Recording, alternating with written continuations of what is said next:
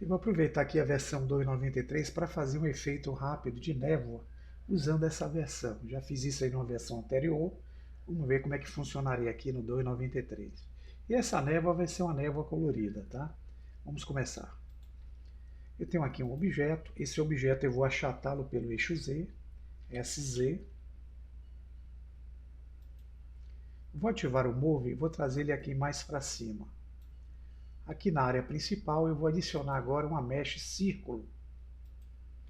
Vou dar um S de escala para aumentar a dimensão dela e vou entrar com ela no modo de edição. Vou clicar a tecla F de face, eu crio uma face aqui rápida. Vou usar agora a ferramenta Extrude, usando EZ para criar aqui um objeto, uma superfície. E nós vamos voltar para o Object Mode.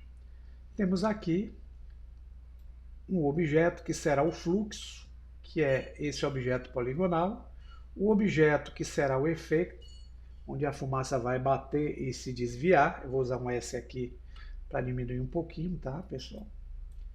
E agora nós vamos aplicar o efeito aí Quick Smoke para gerar o efeito rápido de fumaça. Então eu seleciono o objeto plano, que era o cubo, e vou usar aqui na opção Object o Quick Effects do tipo Smoke. Gerado o efeito, ele cria essa área de domínio, onde vai acontecer aí, se vocês derem um play, vocês vão ver o objeto emitindo uma fumaça rapidamente. Só que eu quero alterar isso. Então é necessário que eu desative essa função Replay, que é essa fumaça aqui automática. Como que eu faço isso? Com o domínio selecionado, eu vou nas configurações, vou correr até a guia chamada Cache. Aqui vocês vão ter o local onde vai ser salvo o bake prévio dessa simulação. E vocês notem que eu vou usar aqui os 250 frames gerados no processo. Aqui o tipo está como replay, é por isso que ele está criando esse efeito inicial. Então eu vou desabilitar, mudando para o Modular. Mas para eu poder ativar o recurso é necessário que eu habilite essa opção chamada isResumable. Com isso ele vai abrir essa opção aqui chamada Bake Data para a gente gerar o bake. Agora o que é que eu preciso? Eu vou configurar aqui todos os objetos. Então eu vou selecionar inicialmente aqui a nossa área domínio. Com ela selecionada eu vou pressionar o botão esquerdo no transformador, vou trazê-lo um pouco mais para baixo e vou usar o S de escala para aumentar a extensão. E novamente vou trazê-la para baixo. Dando um giro orbital aqui pelo gizmo. É assim que nós vamos ver aqui o nosso objeto fluxo, o objeto que será a barreira e a nossa área onde acontecerá o efeito. Vamos então inicialmente selecionar o objeto que gerará o fluxo. Com ele selecionado, nós vamos voltar nossa atenção aqui para as propriedades de física. Nessa opção aqui, que é a temperatura inicial, pessoal, eu vou deixá-la aqui com 5. A densidade eu vou deixá-la aqui com 3. Isso é o suficiente para o que eu vou precisar. Agora nós vamos selecionar o objeto que será o obstáculo. Como ele ainda não tem um tipo especificado para ele no efeito que eu gerei, é necessário que eu venha aqui na guia de físicas e aplique um fluid para ele com o tipo Effector. Para gerar o impacto da fumaça que será gerado pelo fluxo junto à superfície desse objeto, aqui nessa opção chamada Surface Thickness, que é o espaçamento de superfície, eu vou usar um fator 0.7. Agora nós vamos habilitar o recurso usando aqui o efeito de propriedades do domínio. Então, nós vamos ficar atentos a essa guia chamada Resolution Divisions. É aqui que nós vamos dar qualidade ao efeito. Mas, antes de mexer nisso, nós vamos fazer apenas uma prévia. Então, eu vou correr até embaixo. E na opção Gas, nós vamos em Buoyancy Density, que é o comportamento aí da densidade. Nós vamos deixá-la aqui com o fator 5. o hit, vamos deixá-lo com fator 3. E aqui é suficiente, tá? Bem, vamos gerar então a prévia. Vamos então clicar aqui em Bake Data. Ele vai gerar aqui, ó, no Fluid Bake, a primeira prévia do efeito que eu alterei aqui com os 3 objetos. Vamos ver como é que vai ficar essa fumaça. Ele vai ter que concluir esse ciclo aqui até chegar em 100% para gerar a animação, para depois eu dar o player e a nossa animação ser executada. Pronto, finalizado, dando player. É assim que a nossa fumaça vai se comportar indo para cima. Então, para poder fazer algo diferente nisso, aqui eu vou liberar o Free Data e em Buoyancy Density, em vez de usar os fatores 5 positivo, eu vou usar menos 5 e vou usar menos 3. E vou gerar novamente o Bake Data do efeito. Vocês vão ver a diferença da primeira experiência que eu fiz e da segunda, alterando os parâmetros aqui, ó, com valores negativos. Ele vai criar uma névoa na direção contrária, para baixo. Pronto, dando play. Agora a névoa, ela bate naquela superfície e vai para baixo, e não para cima, como estava antes. Então isso aqui é fundamental, tá, pessoal? Mas a qualidade da fumaça aqui não é uma qualidade muito boa ainda dentro da nossa resolução. Então eu posso voltar aqui para o primeiro frame, eu vou liberar o bake que eu gerei, eu posso selecionar o objeto fluxo e para esse objeto eu posso determinar para ele cor na fumaça. Eu quero que esse objeto ele não venha com essa fumaça cinza, que ele tenha uma fumaça de cor azulada. Então eu clico aqui, dou um tom azulado para a fumaça e agora eu seleciono o domínio e para fazer com que o bake que vai ser gerado agora da próxima vez seja um bake de melhor qualidade, eu vou aumentar esse Resolution Divisor. Lembrando a vocês que aqui, quanto maior, melhor a qualidade, mas é mais lento o processo na hora de fazer a geração aí do efeito. Então eu vou deixá-lo aqui em 64. Melhorando um pouquinho essa resolução, eu vou gerar de novo o Bake Data. Dando um clique aqui, o Fluid Bake vai começar a surgir e vocês vão notar que agora a velocidade, porque eu aumentei esse Resolution aqui, vai ser mais lenta. Vai demorar um pouco. Então, para não esperar, eu vou dar um pause. Quando concluir, eu mostro a vocês como ficou. Bem, pessoal, eu estou de volta aqui com o processo do Fluid Bake. Ele já vai finalizar aqui em 100%. E quando chegar aqui em 250 frames, foi fechado o processo aqui do Fluid Bake. Dando play agora, notem que a fumaça ela tem uma cor azulada agora, ó, e ela cai para baixo com uma resolução bem melhor para o efeito que precisamos. Agora eu posso fazer o processo de renderização desse efeito. Então eu vou só pausar aqui, do jeito como está. Eu vou desabilitar aqui esse transformador, clicando no Select Box.